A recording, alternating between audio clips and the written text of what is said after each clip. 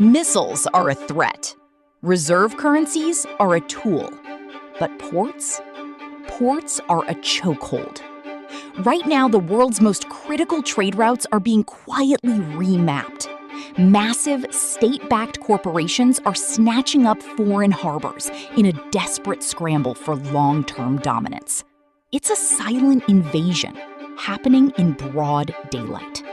If you control the dock, you control the debt, the data, and the destiny of entire continents. From the Indian Ocean to South America, the front lines have been drawn. The game is nearly over. This is Port Wars.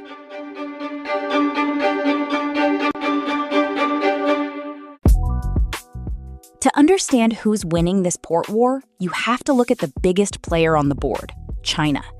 Under the banner of the Belt and Road Initiative, Beijing has done something no empire in history has ever managed. Through state-backed giants like COSCO and China Merchants Port Holdings, they now hold the keys to over 100 ports in 60 different nations. But here's the secret. This isn't just about shipping plastic toys or cheap steel. It's about dual-use potential.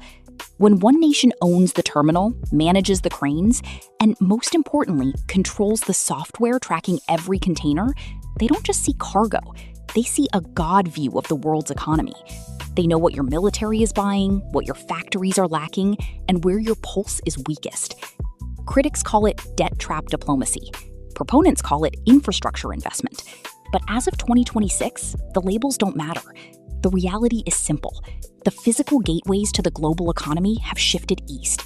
And once you hand over the keys to your front door, it's very hard to get them back. The most famous and controversial example of a port war casualty is Hambantota in Sri Lanka. Strategically located near the main Indian Ocean shipping lanes, the port was built with massive Chinese loans. When Sri Lanka couldn't pay the debt in 2017, they signed over a 99-year lease to a Chinese state firm. To Washington and New Delhi, this was a wake-up call. It proved that a port could be used as a financial lever to gain sovereign territory. Since then, the Hambantota model has become a cautionary tale for every developing nation with a coastline and a high debt-to-GDP ratio.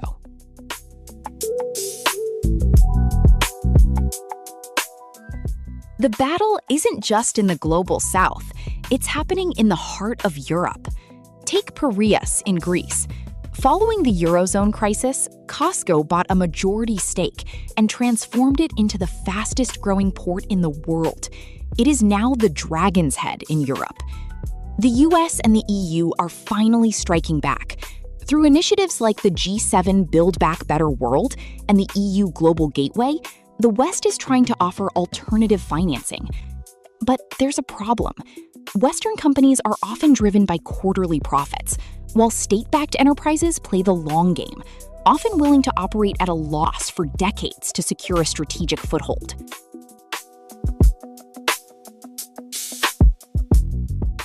Port wars are ultimately about choke points. There are 8 primary maritime choke points in the world. Places like the Strait of Malacca, the Suez Canal, and the Panama Canal. If you control the ports on either side of these narrows, you control the flow of the world's energy and food. We are seeing a rush to build alternative choke points. Look at the Chancay port in Peru, a $3.5 billion project backed by China. It will be the first deep-water hub on South America's Pacific coast, potentially bypassing traditional North American routes for trade between Brazil and Asia.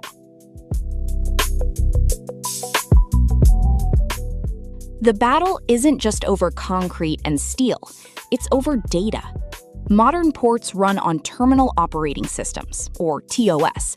One of the most widely used is LogInc, a state-sponsored Chinese platform that provides a window into global supply chains.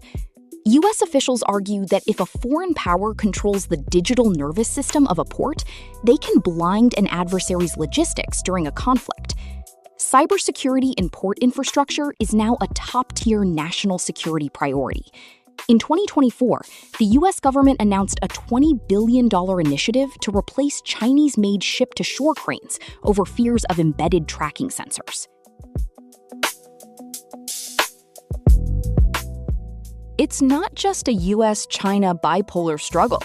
Middle Eastern powers are emerging as the port kings of the 21st century. Dubai's DP World operates over 80 terminals across 40 countries.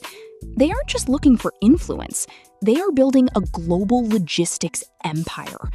From London Gateway to the Horn of Africa, DP World uses a Port Plus strategy, owning the port, the industrial park next to it, and the logistics company that moves the goods. This creates a sticky ecosystem, where once a country enters the DP World network, it is nearly impossible to leave. What happens when port wars turn hot? We saw a preview during the recent crises in the Red Sea and the Persian Gulf. When insurance markets freeze, as we discussed in our VLCC episode, a port becomes a graveyard for containers. A single day of closure at a major hub like Singapore or Rotterdam costs the global economy billions. In a port war scenario, soft blockades, using regulations, cyber attacks, or safety inspections, can be used to cripple a rival's economy without firing a single shot. The ports are no longer neutral ground. They are potential economic on-off switches.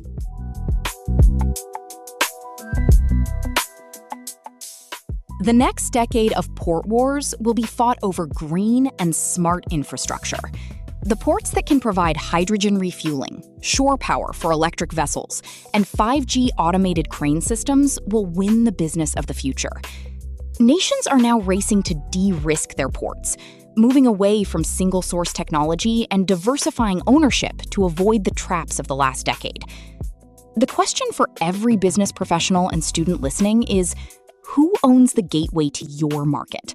Because in a global crisis, that ownership is the difference between a functioning supply chain and a total standstill. We've covered a lot today, from the physical docks of Peru to the digital sensors in our cranes. But if we recap what we've uncovered, it all points back to one simple fact: 90% of global trade moves by sea. This proves that ports are more than just concrete and steel infrastructure. They are the true foundations of modern influence. We've explored how China has quietly secured stakes in over 100 ports across 60 nations through the Belt and Road Initiative. It is a strategy where Hambantota was lost to debt and Piraeus became the dragon's head in Europe. Now, the West is in a desperate race to catch up. Our journey took us through the 8 critical choke points that control the world's energy and food, and we identified Shanghai as the newest disruptor on the horizon. But the real war isn't just physical, it's digital, driven by logjink and crane sensors. Meanwhile, giants like DP World have built sticky empires across 40 nations, using the Port Plus model to stay 3 steps ahead. We also discussed the rise of soft blockades, cyber tactics, insurance freezes, and inspections that can paralyze billions in trade without a single shot being fired.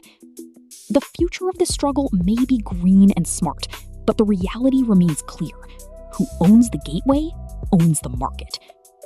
If this episode gave you a new perspective on how the world really works, please subscribe to Trade and Shipping Explained.